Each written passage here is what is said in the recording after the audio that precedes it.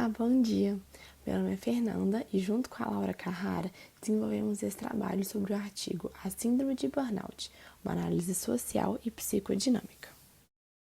O objetivo deste trabalho é apresentar os pontos principais do artigo estudado, além de uma análise reflexiva realizada por nós sobre o mesmo artigo. Afinal, o que é o burnout?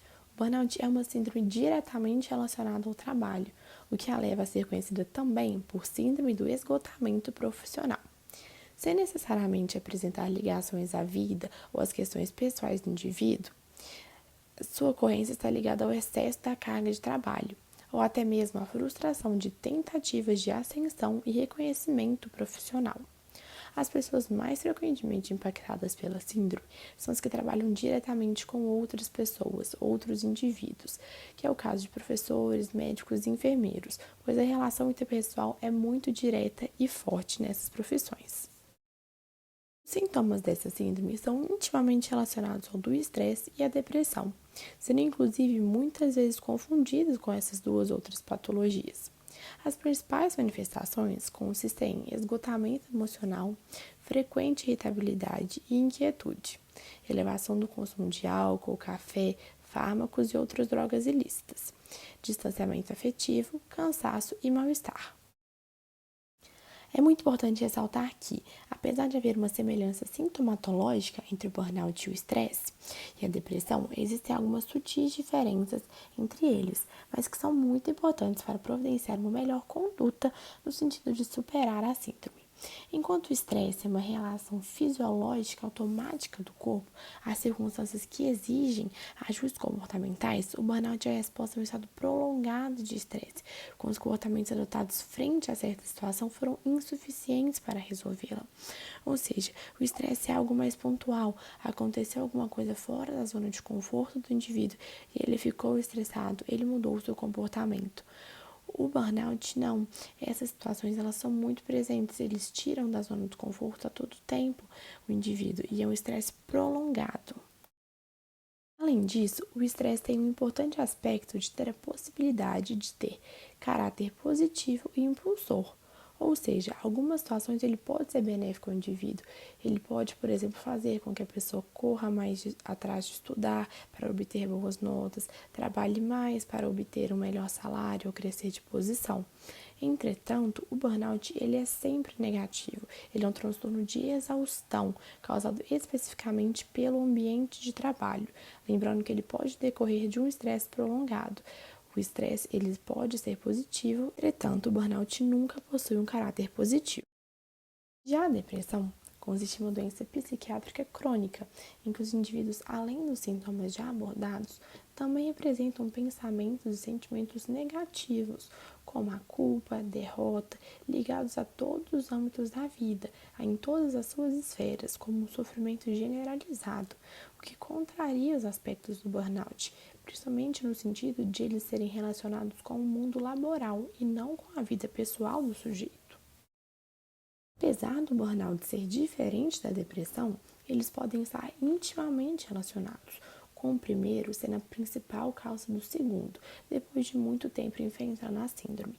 Ou seja, a pessoa começa a ser estressada e desenvolver o burnout no âmbito do trabalho.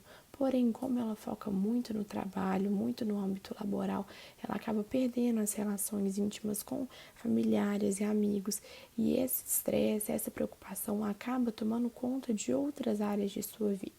Assim, o burnout, que é uma síndrome laboral, pode vir a se tornar uma depressão que é generalizada e pega todos os aspectos da vida do profissional.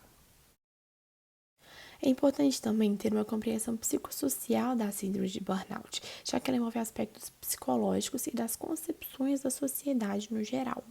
Ela possui três aspectos principais: a exaustão emocional, a despersonalização e o baixo sentimento de realização profissional. A exaustão emocional, ser um pilar do burnout, é uma das principais explicações pelo fato de que os profissionais que trabalham diretamente com outras pessoas serem mais propensos a desenvolverem esse quadro. uma vez que eles estão sempre em contato com sentimentos, tanto os próprios quanto os alheios. Eles estão intimamente conectados com os indivíduos pelos quais eles prestam serviços, e não apenas aos indivíduos, mas também a sua rede familiar, a sua rede de apoio de amigos, e acaba trazendo um fardo muito grande para eles, de maneira que a incorporação dos problemas e sentimentos do outro ocorre muito facilmente. Além da frustração de não poder ajudar sempre, acaba se tornando um fardo. Ou seja, às vezes, apesar de todo o esforço que você fez, você sofre uma morte, ou seja, uma mãe faleceu, um pai, um filho, e isso é muito complicado. Ademais, os profissionais dessas áreas são muitas vezes vistos pela sociedade como heróis, que não podem errar ou ter defeitos e têm que servir de modelo para todos, de maneira que se torna cada vez mais fácil se sentir frustrado com um eventual obstáculo na tentativa de ascensão profissional. Foi o que acabei de comentar. Uma perda, uma morte, apesar de todo o seu esforço, ele gera um problema muito grande. Um erro em qualquer profissão é ruim e ele traz problemas. Porém, na área da saúde, principalmente, um erro é uma morte, é uma vida que se foi, é uma pessoa que tinha uma rede de apoio, que era feliz e conquistava os outros e ela foi embora. Isso é um fato muito grande na vida desses profissionais que cuidam. Mesmo sendo considerado um diagnóstico novo, o burnout é uma síndrome crescente na pós-modernidade, principalmente entre pessoas que cuidam, pois tem relações diretas e emocionais com outros indivíduos, causando uma ambição exagerada de ajudar e um sentimento de cobrança que o torna incapaz de falhar. Segundo o sociólogo Zygmunt Bauman, que foi muito abordado no artigo, vivemos em uma sociedade líquida, onde as pessoas se afastam umas das outras, se tornando ansiosas e inseguras, devido à busca pelo excelente desempenho nas atividades cotidianas, principalmente no âmbito laboral, que é rodeado de competições e relações interpessoais falhas e individualistas. Esse pensamento obsessivo de perfeição no trabalho gera um estresse prolongado e patológico de caráter negativo, que justamente é o burnout. Portanto, enquanto as relações interpessoais forem marcadas pela competição e desumanização, essa síndrome vai continuar a adoecer os profissionais contemporâneos. Agora, vou fazer uma avaliação reflexiva que eu e minha dupla tivemos ao analisar o artigo utilizado para a realização desse trabalho. Primeiramente, a relevância desse artigo para o público da área da saúde. Porque, como já falamos anteriormente, a síndrome de burnout ela comete principalmente os profissionais da área da saúde, por eles tratarem com outras pessoas, conviverem com vidas doentes muitas vezes todos os dias, por ali estar presente um núcleo familiar, um núcleo de amigos muito forte e que acabam exigindo uma pressão dos profissionais que trabalham ali e acaba que eles levam isso para casa e ficam sobrecarregados por um problema de não poder falhar, pois um erro pode causar a vida do paciente e isso é um aspecto muito forte e importante na vida desses profissionais.